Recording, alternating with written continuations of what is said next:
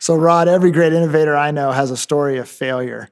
And that failure was a great teacher for them, and they were able to turn it around into something that turned out to be very positive. Tell us a moment where failure taught you an important lesson. Uh, that's an easy one to go to, one that's pretty powerful, though I have many of them. I'm still sitting here thinking that my shoulder still hurts from my snowboard failure at this time last year in Tahoe. To that point, I would say that I looked great on the picture that the guy took as I went up off the ramp, and that's all that really matters. Not so much coming down. Down, this results in physical therapy. Well, that was just white snow everywhere. I had him well positioned to capture that moment, but I've just finished up another round of physical therapy for that shoulder.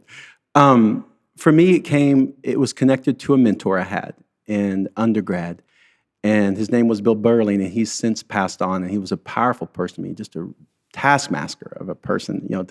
I chose him because he was really hard on people, and I had learned early on that I needed that.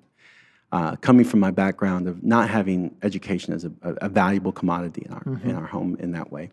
So when I decided I wanted to go on to get a doctorate, I was at a regional state university, and I was doing really well. I did really well there, but I was setting my sights on places that were in the top 20 in the nation. And I had people that would tell me, Rod, there's no way. And Bill told me, he said, I'm totally supportive of that.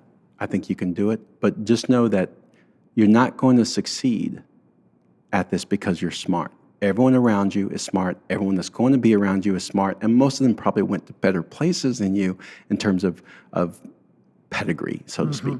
He said, you're going to do well because you persevere. And so that became a test right away. And in this moment in my life, I still have these documents to remind me, and I should frame them.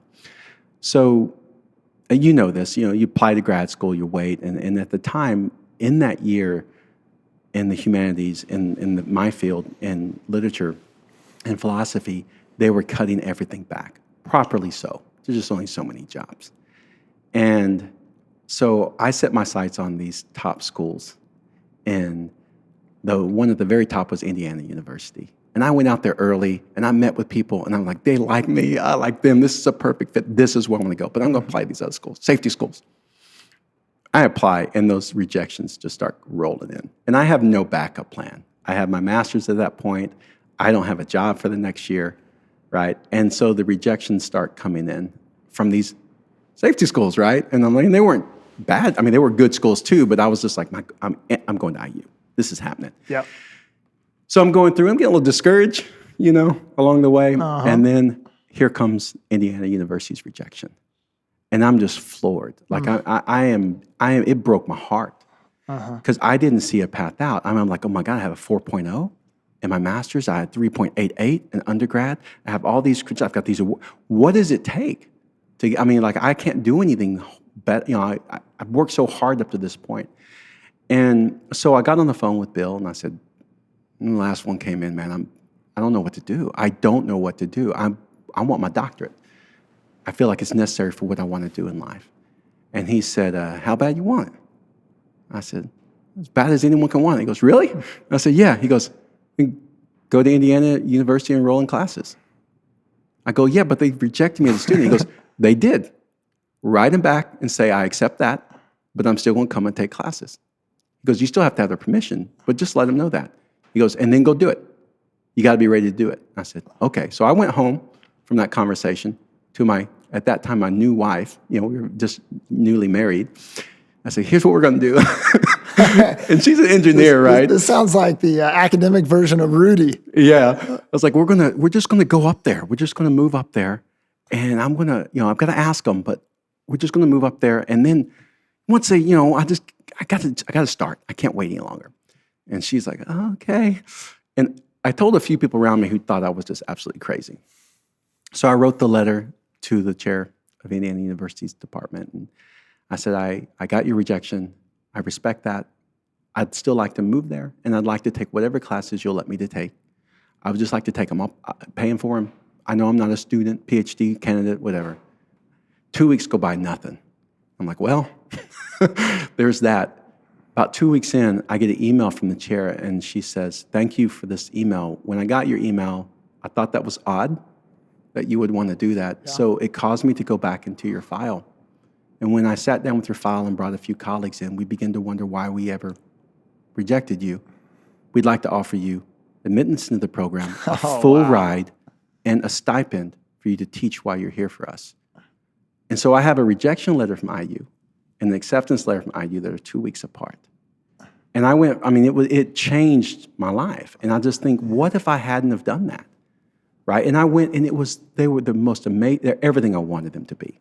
They're everything I hoped it would be in my experience there. And yet, I look back at that moment, and I think that was a moment of failure. And you can interpret that as a failure on my part to not have quite what I needed, but in the end, they're like, you're a perfect fit for his. How did, I don't know. All I know is that my perseverance in that moment through that failure, kind of quite literally through my tears, was like, I'm doing this. And I think that's one of those moments, and I've had more than that moment. That's probably one of the most intense in my life because it really set me on a new path. And if I hadn't gone to IU and met who I met, and when I went there, I did the same thing. I picked the hardest people to work with, and they kicked my butt left and right. And I had to always level up because I was a little behind in certain ways. And I just figured I had a lot to learn and embraced it, but I wanted to be in a place like that. And so I think failure in that case, it wasn't reckless. It was probably a little bit crazy. But it was, it was responsive to that moment. Like, I'm still going to do it. And there are multiple moments, and you know this from doctoral work, where you can wash out. Mm-hmm. And I kept thinking what Bill Berling said to me, you don't get through because you're smart, you get through because you persevere. And when it comes to failure and innovation, and for me, this was a very innovative thing to go from, no notion of college to deciding my senior year in high school, I'm going to go to college, and then to end up at IU. Was all the result of persevering through moments of failure, as opposed to not having those moments of failure. And I think that's the key behind it. Not that, there's sometimes failures like, don't do that, don't put your hand on that hot stove. You don't need to go, well, I'm going to persevere. Put my hand on it. No, you don't get burned more. You're just going to get burned. But this was a good moment. I really don't know what my life would be like if in that moment I hadn't taken Bill's advice.